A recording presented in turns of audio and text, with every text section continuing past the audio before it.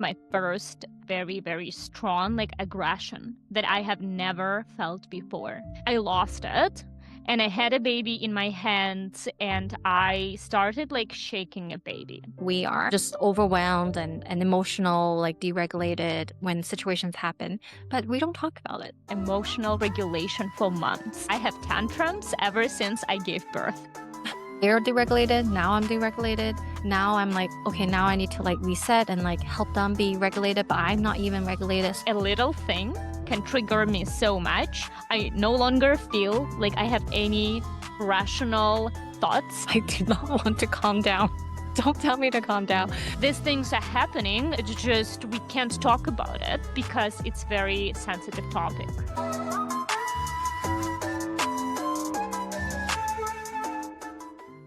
Hey everyone, welcome to another episode of SaaSy Moms. I'm Wendy. And I'm Anya. And today we decided to open up and talk about emotional regulation for moms. You know, Wendy, we like talking about kids and, we all now know that there are tantrums where our children might not be able to emotionally regulate themselves. But honestly, I feel like I need my mom or my dad to be there next to me because I feel like I have tantrums ever since I gave birth. So tell me more. What are those tantrums? I'm actually intrigued now. So honestly, I don't know, but I have never experienced this behavior where honestly, a little thing can trigger me so much that my entire brain just flies into the moon. I no longer feel like I have any rational thoughts or rationality. And I'm just ready to, destroy their entire house. I think if I have a hammer with me, I will definitely hit the wall as strong as I can. I feel you. Yeah, I know what you mean. And it's very hard because honestly, I felt quite alone, especially because after birth, I didn't have a lot of friends who also gave birth. It's only ever since maybe some time passed and one of my friends got a child and I became more engaged in the mom groups, I realized that this problem actually touches many, many women who become the first-time moms or the second-time moms who become the mom and now are very, stretched very thin because they have a lot of responsibilities on their plate. At first, they give birth. It's a quite difficult experience to do a birth. Then you're like, oh my God, now I have a child. How do I feel? What is happening? Now I have to be fully responsible for this child. I no longer really work for some time and I don't know what's happening with my career. I'm now redefining my identity. And then once a child grows up, there are a lot of challenges also with a child going to a daycare or being under the care of a nanny and then going back to work.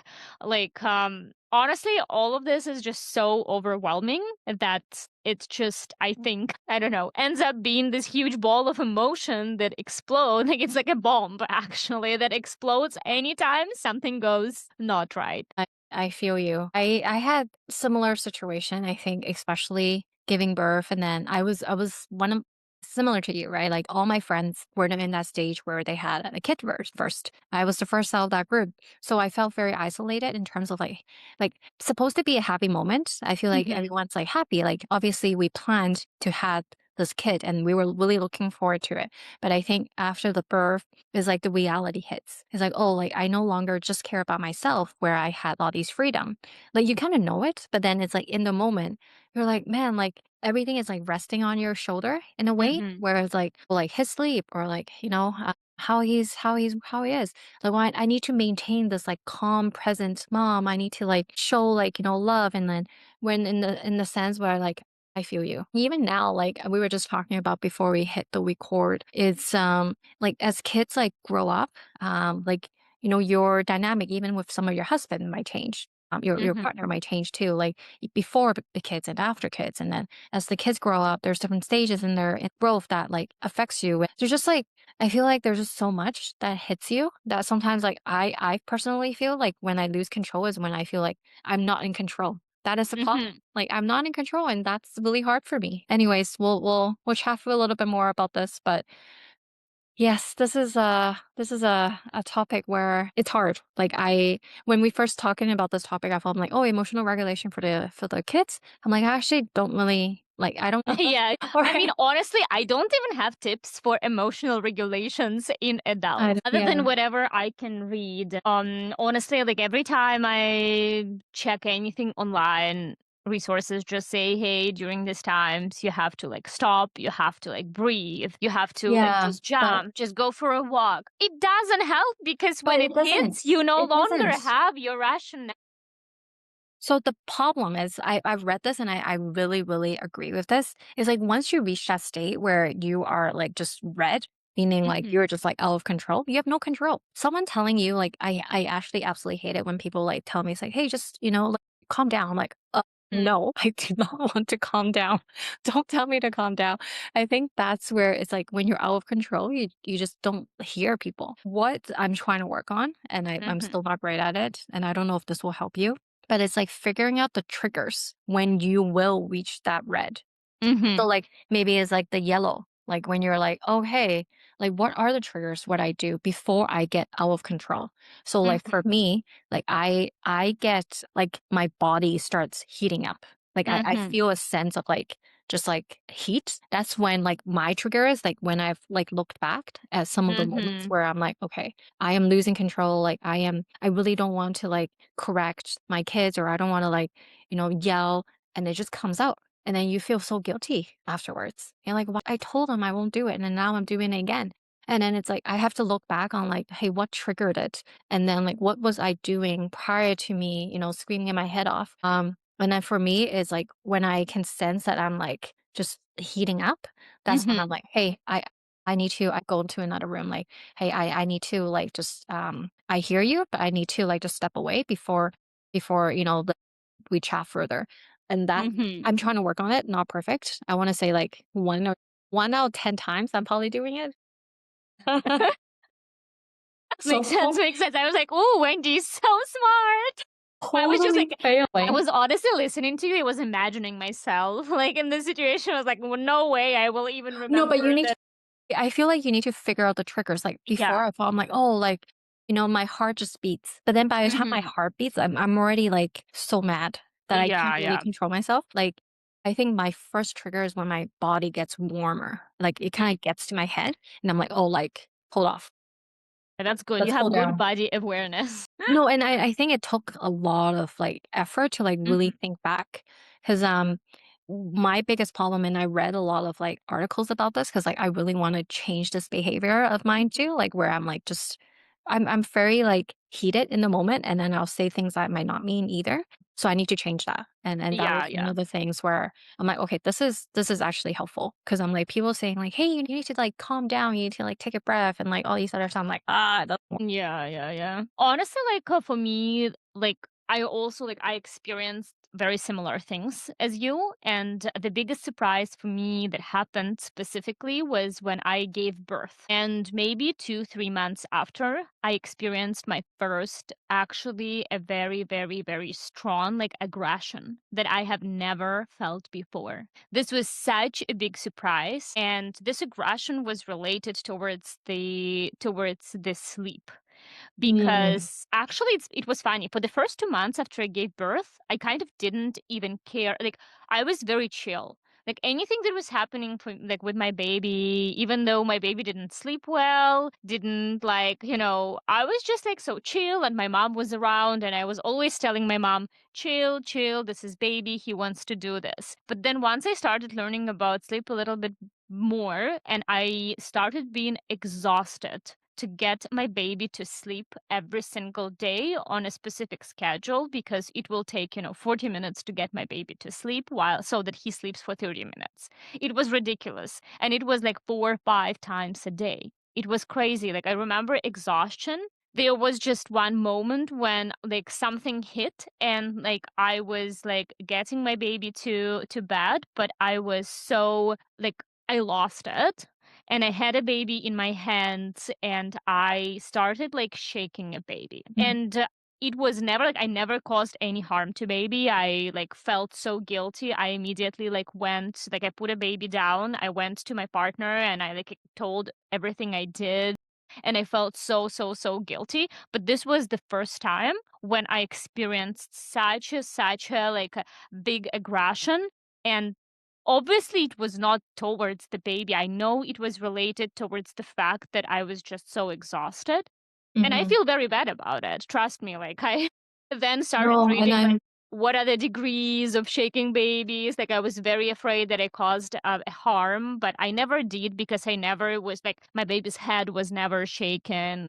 It was like very close to my body. I was more like shaking my body with a baby being very close to this. And even my baby never cried. So I don't think he noticed, but it was such a big like shock to me. Like, oh my God, how can I do it as a mom? Because I was in a similar boat with you. I like wanted a baby. It was my dream. I was very happy to get one. I know people are struggling to have like to get yeah, pregnant. And then what I learned is like one of my friends actually did mention that like she also did very similar to this because she is in the same boat of like making baby sleep, like scheduling. And then it hit me. I was like, okay, I'm not alone. These things are happening. It's just we can't talk about it because it's very sensitive topic. it Who is, can and message like I just shake my baby like online? How can we know exactly. about this information? All we Yeah, end up doing is just having overwhelm with the yes. guilt, which ends up to contribute to even more aggression and emotional problems later. Yeah, like, to be honest, like, obviously, we go pick up our kids at daycare and Mm, whatever it is, like school. When you see other parents, you're not gonna mention these things, right? Like, they are parents too, and I'm sure they're yeah. experiencing exactly the same as we are. Like, just overwhelmed and emotional, like, deregulated when situations happen, but we don't talk about it. That's the thing, right? Mhm. Like, I Yeah. I think that's and what you said about a few months after birth, it could be a multitude of things. It could be hormonal, that you're just feeling a burst of, emotions as you're going through birth and all that. And after, it's like your hormones are out of whack. Like, Mhm. I don't know if I mentioned this on the podcast, like the first time with my older kid, I didn't have like postpartum depression, but it was for Mhm. sure like postpartum blues. Like, when Mhm. looking back, I didn't want to do anything. I didn't want to go out. Like, it was just that sense of overwhelming because I'm Mhm. like, "Oh, I have to bring him out, like, oh, I have to bring this and this and this and this. Well, what if he does this? What if he does this?" Like, a million of, like, negative things would happen. It's like, "Oh, like, Mhm. I'll forget this. Wow, I shouldn't go out." I will, like, he'll cry in the middle of the mall, and people will look at me, "Oh, I don't wanna go out." Like, there's so many negative thoughts that come, Mhm. and it's like, when you look back, it's like, after birth, your hormones are out of whack. Yeah. When you're feeling those, it's like, as mom, I think we always blame ourselves, like, "Oh, why did I have these thoughts?" Like, or "Why did I do that?" And it adds more to that stress because, of course, like, there's no one to really validate. Those are Mhm. normal. Even Exactly. if you tell your partner is in the same boat, like, they're first-time parents, like, they don't know any better either. So I think that's where it's like yeah, it's just really hard. Absolutely. When it comes to like postpartum blues, I do think that I had actually a postpartum depression looking back because couple of months after I gave birth, also like my cat died. And I Mm, think I had this like a little bit of borderline condition where I kind of was okay but not fully satisfied with mhm, things, and spending like feeling like I spent so much effort into the baby, not spending any time on myself. I couldn't really even let go, really. Like I couldn't let go for control. I'm starting to let it go only now. My baby is 16 months today, right? But I think I had a postpartum depression because I remember there was moment when we did this episode on how tired we are as moms. I think it was a time when I was just sitting for a couple of days on a couch and I didn't feel anything. All I felt was just, I don't want to get up. Like I was still doing everything I needed to support my baby, but that's it. I would mhm, go to bed at like 7 p.m. Like if my baby goes to bed at 7 p.m., I would go to bed at 7 p.m. and I would be sleeping like till like 5 a.m. or 6 a.m., right? If my baby sleeps, obviously. So actually one of the tip that I think helped me was going to bed early with my baby. I think this helped me a lot to like restore the nervous system.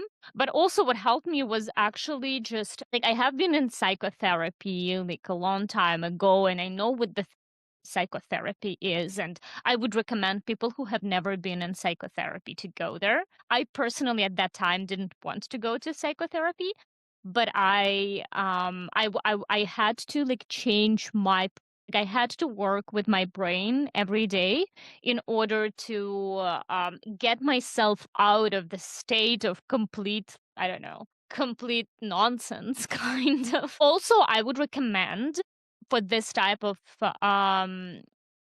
for this type of feelings, like actually to hire a nanny or a helper who can be Yes. there just maybe for an hour or maybe two. If your parents cannot help, like ideally you will ask someone like your relatives, but my relatives are not living with me. And I think what helped actually that we went to Mexico and then my parents helped a lot. So this was a biggest breakthrough for me where like they started helping and I started like a little bit taking like little showers, little just sports, little walks by myself. All of this helped. But yeah, just ask for help. Like invest into a babysitter. I don't know. Invest. Really think about it as investment. If you are at the edge, if you like go to psychotherapy, but also have a little help, because consistent taking care of yourself will help you eventually. I agree. And that's one thing we kind of talked about too, right? Like, I think it's like you need to fill your cup, but then like, I think the challenge of being a mom is like, as soon as you fill that cup, your cup starts to leak, your baby starts crying, my kid starts throwing a tantrum. It hit me the most. I told you as well as like when we went on a trip. And it was an international trip, and I already set myself up for like, okay, they're gonna be in a cranky mood because of the time change and everything else, right? But it's like even you set your mind to it and then you try to fill your cup as much as possible by like I guess like positive affirming with your my husband. Like we were like, Mhm. okay, we need to like keep telling each other, we got this, we got Mhm. this. And then we Mhm. kept telling each other, hey, like it's fine, like it's fine. Like but then like I think by day like 4, we're like, no, this is not fine. It's funny because I experience the same with daycare right now. So, like, my partner was against daycare a lot, and I decided that okay, daycare is better options because we cannot find a nanny. But we were so negative about the daycare that I noticed that like our son was just negative. And then I said to my partner, we have to be positive. Every Yes. morning we wake up, we say, oh my God, this is the best thing that can happen to you, my son. You are going to daycare to socialize, to play with kids. This is the best. But then once we see his sad face after the daycare, we're like, okay, this is failing. And then morning again, this is the best thing that can happen to you today. And then by the time we pick him up, it's like, okay, maybe it is not. I know. It's like this constant, but no, just want to say the daycare thing, it's going to take a while. It's Yeah. going to be a lot of heartbreaks, Yeah. Oh my God. unfortunately. Today I picked him up and he was so upset that my cup that was already very thin, it was just a little bit. Now it's at the edge. So now I'm thinking, what should I do? Should I just buy a chocolate to decrease it? Or should I go for a walk? Or It's so hard. Even my youngest, when he went to kindergarten, it was a Mhm. good like 3 weeks. It was a good 3 weeks of daily crying. Mhm. It was kindergarten. It's ready for school. It's not even Mhm. like daycare. It's like every new environment. Yeah. It's a change. But one of the things I kind of want to say is like when we talk about emotional regulation, one thing, when even like when you said like, hey, we're gonna talk about emotional regulation today, I was thinking more for our kids. And Yeah. it's like I think one of the things where it was a light bulb moment for me where it was like, we complain about our kids, like, hey, they full tantrums, like, well, they don't know how to like, stay calm in situations like these and that, and all these things, right?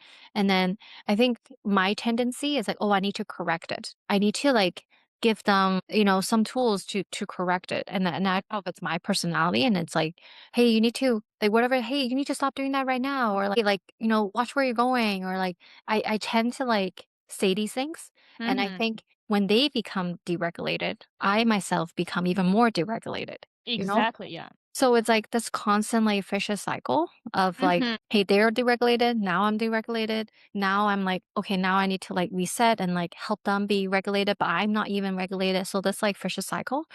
And I think I'm still working through it, but I think one light bulb moment, it was I think it's a very common thing to say is like if you're trying to like help your kids to be regulated, like you need to co-regulate. And that was like one thing I'm like, oh, what does that even mean? I think Mm-hmm. I saw so many articles about it, but then I'm like, I actually don't know what that means in practice. So like Mm-hmm. it was very hard for me. But one thing I'm actually trying right now is like when they're like very deregulated, I am just like I try to like add a little bit more that light into that conversations. So instead of like matching their, I guess their tone, Energy. their voice level, I'll either like whisper or like I would like jokingly sing a song when I'm trying to talk to Mm-hmm. them. It's like I feel like that breaks like my brain from like the Yeah. tension. So that has been helping me. I know it's like it sounds really dumb, but Mm-hmm. it's actually been helpful because I know like a lot of my deregulation really comes from the I don't want to say comes from my kids. It's just them being kids, but it triggers me. That's the Mm-hmm. problem. Like whatever they're doing, they're being kids, but what they do triggers me, and Yeah. that's not helpful. So I'm just trying to like find ways to not get triggered and find ways to like not get so deregulated because they are so deregulated. That's one of the things I'm trying to work on. I don't know. Is it possible? That was I'm It's not. asking, right? It's the same as like let's say like with a partner, right? If your partner, like your husband, your boyfriend, becomes deregulated or has a depression, right? Is it fair? Like obviously, yes, we all have to be independent people, and this shouldn't affect us, but it will. Obviously, it shouldn't affect Yes, to an extent where you become disabled, let's say as disabled as they are, but it will. it does. And like Exactly. I think with adults, like for me at least, is like you set the boundaries. It's like, Hmm. hey, I know you're upset right now. So I hear you. I want to talk about this, but I need to distance myself from this right now. Like Hmm. I try to do that because I'm like I just can't. When they're so deregulated, like deregulated, and then it's like there's no point of even having a conversation. And I think it escalates as you're talking Hmm. more. And then like I don't know if you're like this as well, but like when my husband tells me, he's like, hey, like you need to do this and that. And like when I'm super deregulated, I'm like, no, hell no. No, it's like, what did you say to me? Like everything that you want to tell me to do, like I'm gonna do the opposite. Exactly. Yeah, I do have that. I'm like, no. Like, In fact, I will just like on purpose do something that yeah. was told, like was something that he tells me. I will Yeah. purposefully not So do exactly that way because I will be like very. I'm like very I don't know, I don't play against like the rules. And then so that's why it's like very hard. That's why like I'm like telling my husband when I'm calm, like not obviously when I'm like deregulated. These things that you say like doesn't help. Like Mhm. what I need is like just you telling me, he's like, hey, I see that you're very upset right now. Like at least like acknowledge how I'm feeling. You don't need to know why I'm feeling that way because a lot of Mhm. times like I'm not in the right mindset to even Mhm. communicate that to you is like at least you recognize like I'm upset. Hey, let me know if you need space or like at least give me some options. Because Mhm. like sometimes I'll be like, any space, I don't want to talk right now, or like, hey, I'm just so overwhelmed with all these work and I actually need your help to like help whatever that's needed in this moment. Yeah. So like give me that option and then at least I have two things to choose from or none of them, or like I'm super mad and I can't even choose. Like, at least, Yeah. like, Yeah. guide me a little bit, and I'm trying to do the same to him too when I see him deregulated. I trying. I don't know if it's helping, but the challenge, like, me and him are so different, like, our personality. So, Mhm. like, what I need is not what he would need. So, Yes. like, a lot of times it's like I would use my playbook on him, and he's like, "Hell no." And he would use his playbook on me, and I'm like, "Hell no."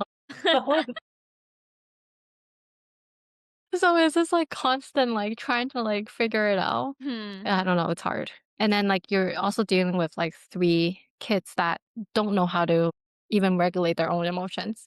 And Mhm. you're trying to be that strong one.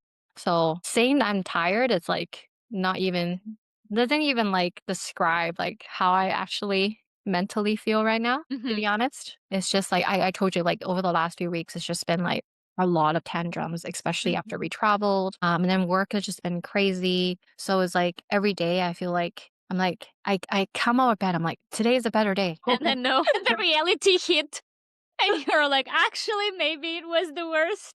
Yeah. It's like, So, actually, not yeah. quite.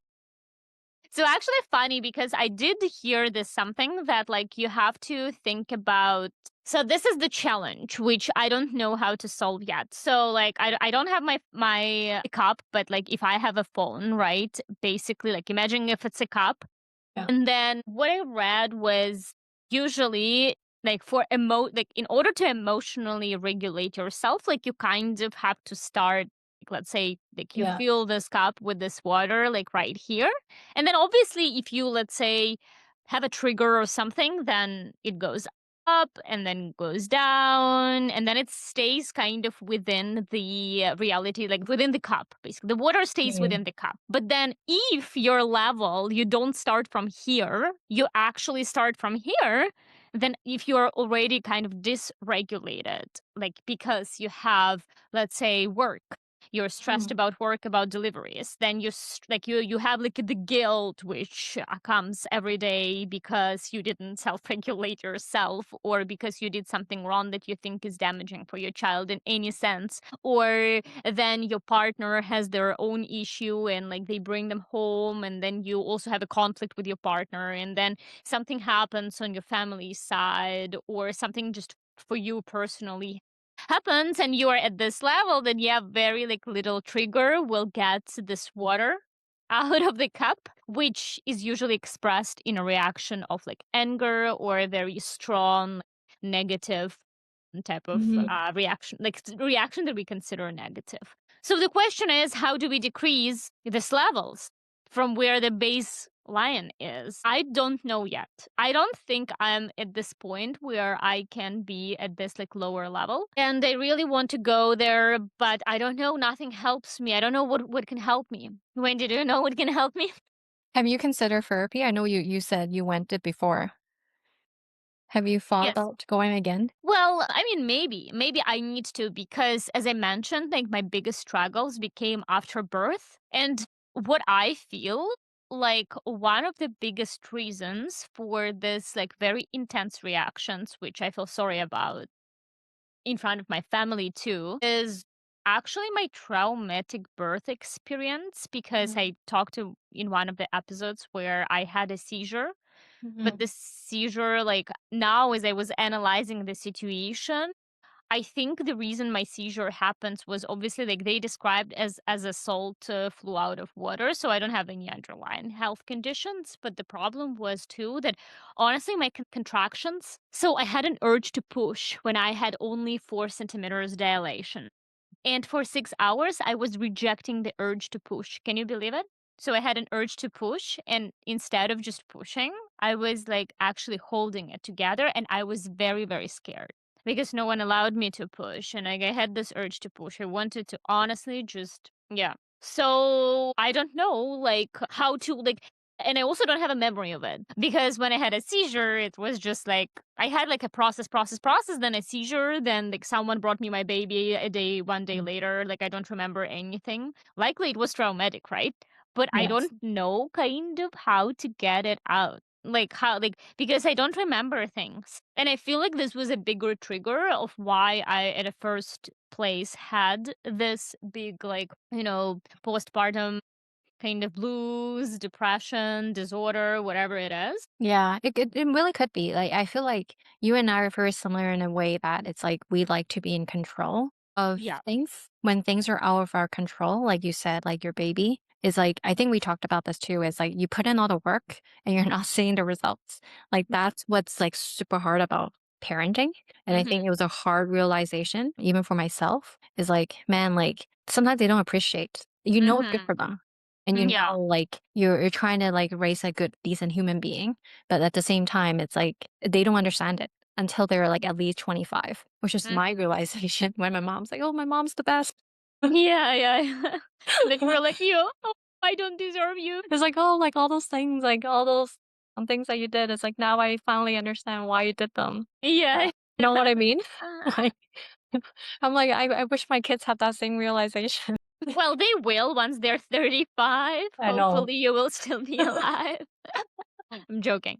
A bad dark humor on my side. Yeah, I think that's the hard thing. So like I think it's accumulative. Like your birth, you felt like you were out of control. And then, Yeah. if you're baby, you feel you're out of control. And I think that is accumulative where you're like, everything is out of control and then I can't control this. And this is where a lot of that trigger is coming from too. I think. Yeah, and I also was reading kind of a lot about specifically postpartum aggression because postpartum anxiety is a little bit Mhm. different than postpartum aggression, even though the causes likely are kind of the same. And like postpartum aggression is something that shows up as like very like sudden irritation over little small things, and this Mhm. results very often in snapping at your partner, right? It results in like intense maybe frustrations throughout the day, and even like baby cry can trigger this because you're like, Oh oh my yeah. god, I just want to like relax, but now suddenly this baby like talks or cries. I'm like, oh my god, this is like like overload of sensitivity. The babies have it. We try to give them sensory play, but sometimes it can overload them. Anyways, so something that I read about and something that I actually want to try right now because this topic got into a point where I need to do something. So obviously there are those like exercises where like breathe, walk. This doesn't help me. Bullshit. Sorry. Something that I'm going to try is basically what they say is that hey, like those like either traumatic emotions or in general emotions, like very often when you have to recognize what it is. So if you identify, okay, the reason I snapped right now was because I was afraid, let's say, of something. This may be because I'm in general, like I have this feeling of being trapped, let's say, in a situation and I can't get out. This is can be pretty traumatic. So one of the ways to do it is to work with those feelings. And basically what you have to do, again, please don't follow my advice, like either go to psychotherapy in order to get maybe a better method. This is what I just read online. So whatever I'm sharing is just from online and I might interpret it incorrectly. So it's not a medical advice, but something that I will try is to actually remember those emotions from the back and then being on my bed when I'm in a calm environment and just, what it said, you have to remember those situations, understand where emotion is stored in your body, and then just process it a little bit. So like feel this emotion a little bit, but not 100%. You should feel it like just 20-30%, and then just then recognize that okay, right now you're in safe environment, it doesn't happen to you, and just basically give your feelings an ability to feel safe in this moment. So it's Mm. basically, they say it's like an unconscious and like it's an emotion reprocessing which can significantly decrease the stress levels and those reactions. So to me, this just sounds logical of what to do. So I'm going to try this for a couple of Yeah. weeks or maybe months. Yeah, well, that is kind of similar to what I mentioned before as well. Is like I think it's just recognizing what was triggering you or what was the breaking point between you still Mm-hmm. having control, which is still in the yellow zone. You recognize that it's bugging you, something is bugging you, Mm-hmm. but you haven't reached a point where you're just out of control. Like you know what you're doing is wrong, but you still come out to react in a certain way. And I think for me, it was like recognizing those warning Mm-hmm. triggers. Is like, okay, where I was still functioning normally, as normal. Where I'm yellow, it's like, okay, something is bugging me, but I'm not Mm-hmm. as far as like just out of control yet. And what were those warning signs? And then Mm-hmm. it's like, so very similarly, kind of recognizing your emotions. But I think the way that I was reading up on it was more just the warning signs. So you are Mm-hmm. fully aware of those warning signs in your body. So you can be Mm-hmm. better prepared. So at least you can go from that yellow back to the green, whatever method that you want to try, Mm-hmm. instead of like going from the yellow automatically to red where you're out of control already. Mm-hmm. That was I think it's a lot of like, and I think where I'm trying to get to is that self-reflection, like Mm-hmm. afterwards when you're calmer. But it's just really hard to do when there's like a million situations of these that happen on a daily basis. Yeah, and honestly, like, just something that I just popped into my head, and I can tell you also, like, I do have like a lot of things, like my partner, like he likes like thinking about like long-term plans. And this actually overwhelms me. So honestly, like another big advice that I will give to myself and our audience is that hey, if there are a lot of like big decisions and or maybe like forward-looking decisions, like I would just filter those out. I think they're overloading our brain. And honestly, like I think like I would prefer just live right now in a moment. And I think this is if I do it, like it will just help me to, not think about additional, ambiguity, Mhm. additional decisions that you have to make because they are quite scary. So if you can reduce the amount of decisions that you can make, this can also help. Maybe even offloading certain decisions onto your partner if your partner is capable. That's actually a really good call, and I think one of I chatted with my husband about this too as well. Just given my personality, like, I Hmm. think I take on a lot of that mental load in the Yeah. family, and then that has been, like, I think really draining. I think initially, I don't mind taking that Hmm. load just because, he was doing more of that physical load of, like, carrying the kids and, like, doing a lot of that, manual, chore and things like that, and I think as I had, like, 1 kid to, like, 3 kids, and then there's, like, triple the Yeah. mental load, right? And I think at that moment, like, I didn't realize it myself where I'm like, even for traveling, like, I'm Hmm. packing for 4. Yeah. You know what I mean? And you're Exactly. packing for 1. I can't pack for one. I can tell you. I can't. Like, you know what I mean? Well, Like, I do it, but it is already a lot. I can't pack for two. yeah, and then, like, I don't think he like, it was until I kind of verbalized that, like, he didn't realizes it. He thought, like, it was something that I needed to be in control of. I'm like, Mhm. "Not really." Like, I didn't need to pack for 4, but I know, like, Mhm.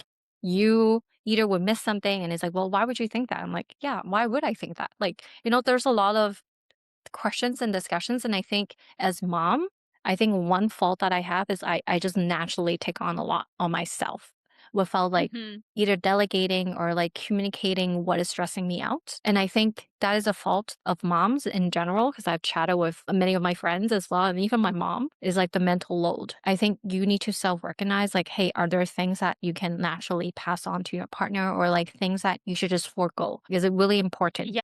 Why do you need to take on that mental load?" So it's like I think maybe as a conclusion, if I can summarize everything, like more, I guess, like self-love, self-recognition, Mhm. where you could what you could take on, what you shouldn't, what you can offload, just like more that self-regulation and self-recognition of where you might be breaking down, falling down, and Yeah. just giving yourself a lot of grace. Like, I don't know, being a mom is hard. Like, I don't know what else I can say about that. Yeah. Yeah. Yeah. I think this episode was just about us relating to the audience.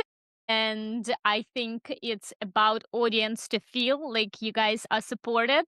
I know we didn't talk really a lot about work, even though work significantly contributes to us being overloaded because we are not just managing our kids, we are also managing the work and also how work relates to our kids' life and how much energy it consumes from us. So that's important because we are working moms. To add on to that, I think it's like as working moms, and I know it's the same for like moms that are stay at home, it's equally Mhm. hard. Like I wouldn't be able to do a stay at home mom job just because I need a break actually from Yeah.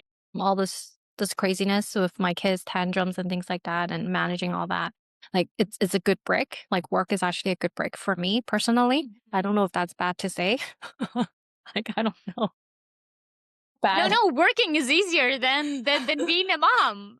Like It's how a bad good is that thing to to say? say. Work is easier than being a mom and has a Definitely. lot of clarity. Managing ambiguity at work is nothing than managing Totally. ambiguity as a kid And because then, you there know, is no such thing as ambiguity at work. The task can be ambiguous, but after 2 hours of research, it's no longer ambiguous. no, and With then a the kid, thing is, it's always ambiguity. and you know how like those like in work, like you're dealing with a lot of personalities, obviously, and you have Yeah. to like, set expectations and do all that and manage the communication. But I can tell you, regardless if you're talking to your team about like, promotion or like, work that needs to get done better or like whatever that is, or even talking to upper management, set the right expectations, do whatever. It's like nothing is as hard as trying to calm down a kid that's crying his lungs off on a plane Absolutely. in a foreign country where everyone's looking at you. There's just like nothing is hard. I can tell you that. Or a kid that resists to sleep at a Yes. nap time, no matter what you do, no matter how calming your routines are. But because of one nap transition for 2 months, they can't Yeah. get themselves to sleep well. Yes. Did you hear all the triggers, everyone? Yeah. It's just It's crazy. work is my break. I tell everyone this now because I'm like, people are like, well, like you like do so much at work. And I'm like, this is actually a break. Like, Exactly. actually, it's easy It is totally comparatively. easy. It is totally easy. I'm like, all these challenges, like, come at me. I'm good. My kids screaming, not so much. Less of that, please. Okay, well, that was SaaSy Moms. As always, we are trying to be as honest with you guys as possible. Please subscribe to our YouTube channel, Spotify, Apple Podcast. Listen to us, and hopefully, as you can be driving to work or, dropping your kids at school or daycare, this episodes will maybe make you feel better that, hey, you know Mhm. what? You're not the only one who is struggling here. We all are, and we are here to support each other, and we are here for you. Tell us what other things do you want to talk about, and we will totally do it. Yeah. Well, bye for now. Bye.